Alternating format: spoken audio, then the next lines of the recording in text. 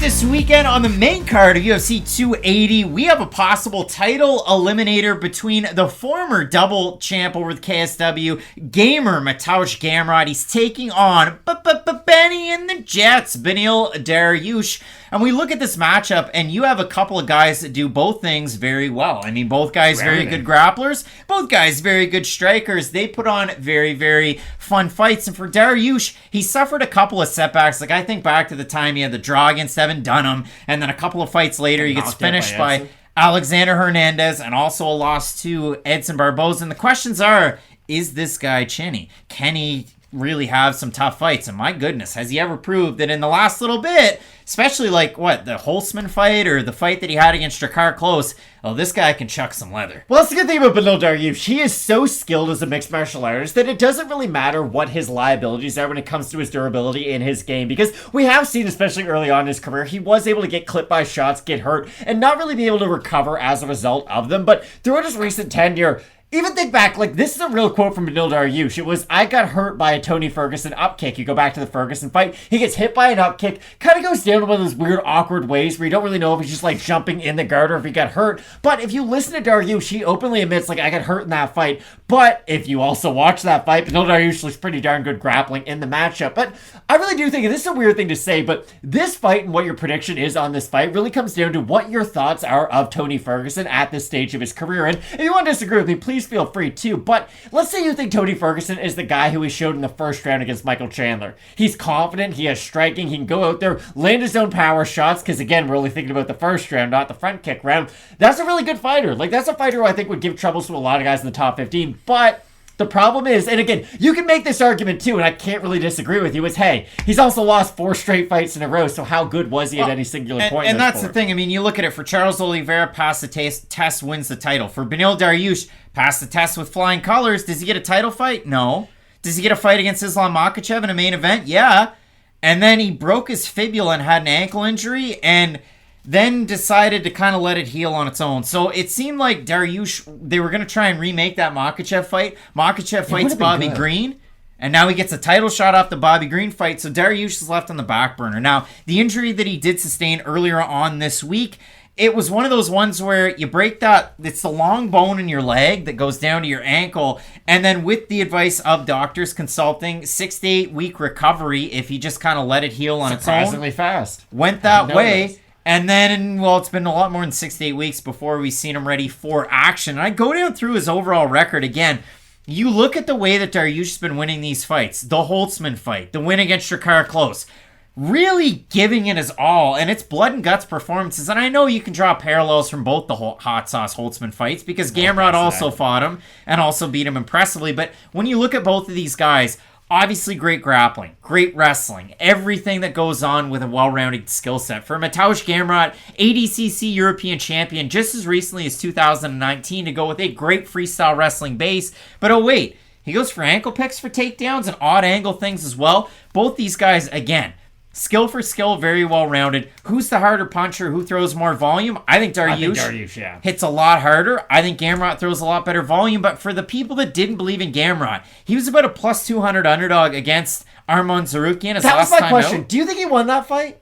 It was close. I thought Tsarukyan won. Fair. That was my question, because that's the thing. That's one of those fights where I don't care what, like, that was as close as the fight could possibly be. But we did see Gamrot get hurt by a strike in that fight. We saw him struggle with some of the wrestling. And you're Beneil Dariush, you can kind of recreate a game plan similar to that. You go back and watch the Gamrot fight. I'll preface it by saying this. MMA decisions, which I'll reference, if you look at it, 7 scored at 48-47 for Gamrot. 12 scored at 48-47 Tsarukyan, 2 scored at 49-46 Tsarukyan, 1 scored at 50-45 Tsarukyan.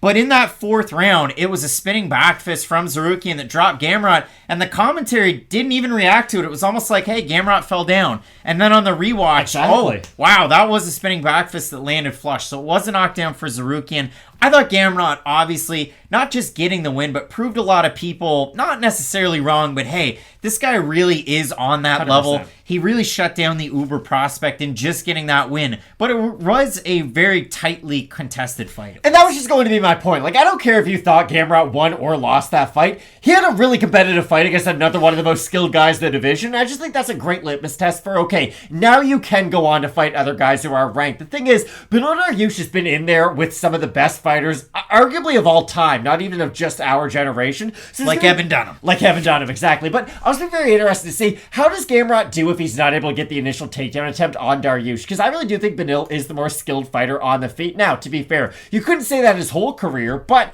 the King's MMA transformation that Beneil Dariush has been able to make, and I know he's been with them for a large portion of his career, this is not a change that happened overnight, but you can definitely see the improvements that his striking has taken over his UFC tenure. And I always go back, it's wild. Beneil Dariush lost to Michael Chiesa at 155 pounds. He got choked out by him. A lot of people forget about that fight. But Michael Chiesa has to be respected as one of those like top tier grapplers. That's how good he is. A lot of people forget, or a lot of people just remember the weird did he tap, did he not to Kevin Lee. Talk about my mom.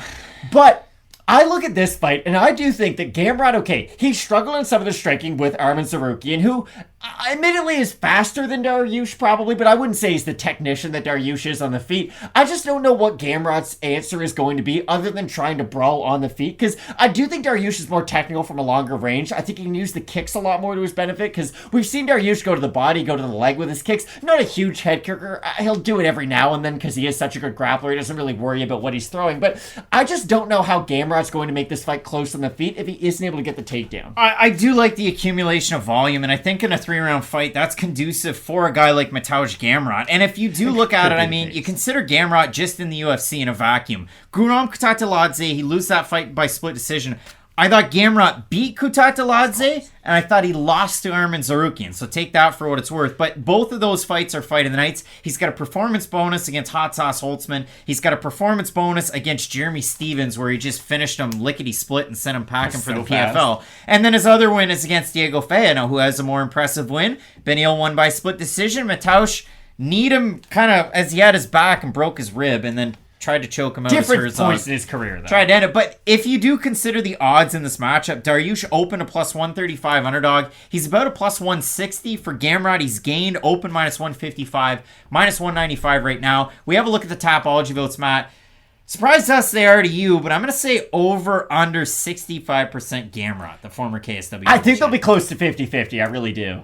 Look at that. 1,239 total votes on Tapology. 69% going with Mateusz Gamrot to get the win. 74% by decision. For the 31% that have Dariush, 70% by decision.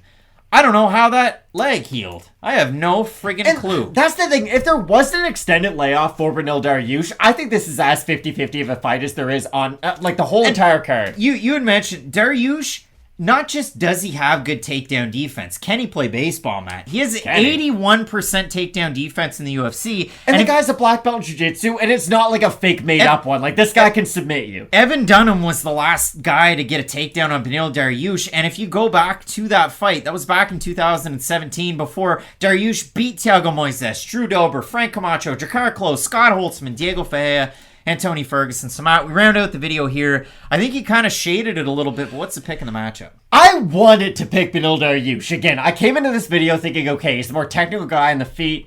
He's the younger guy is what I was going to say, but just in terms of fight years, because I've seen Gamrot get into some wars. KSW Norman Park fights? Exactly, and that's the thing about Gamrot. Even in the UFC, though, Guram dropped him multiple times. He'd been dropped by Armen. Like, Gamrot's been hit in the head enough times for me to think, okay, Dariush definitely has enough knockout power to drop Gamrot and probably hurt him.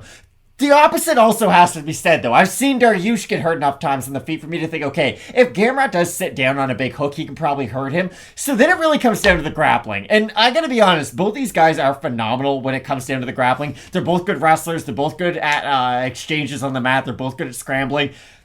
I'm really just trying to give myself more time to make an official prediction, but I am going to make the official one. Ever so slightly going to pick Mateusz Gamrot based on his last performance. I like enough what I saw in the grappling, defending the takedowns from a guy like Armen Tsarukyan, for me to think that Gamrot's going to be able to fight this fight on his terms. Now, I don't know if his terms are going to be on the mat or on the feet, but I do think Gamrot has the better wrestling to be able to decide which one is going to be contested at, and that's why I ever so slightly pick Gamrot. But you could tell me absolutely anything in the next 30 seconds, and it might completely change my opinion. The level of activity for gamers, something that I really like. The level of competition competition, that he gets a skill check against that American top team really is where it's at. For Dariush, it's been great. There's all sorts of good fighters that come in and out of King's MMA. The last time we saw him a year and 4 months ago, the leg injury, how's it healed? How will he look after the time away? All question marks that I do have. If you have a good case for the big underdog, or he's not that big of an underdog, but for the underdog in Beneil Dariush, let us know down below in the comments section. I like the wrestling, the oddity of the different takedown attempts that you'll get out of Gamrot, and the motor that he has in a lot of these fights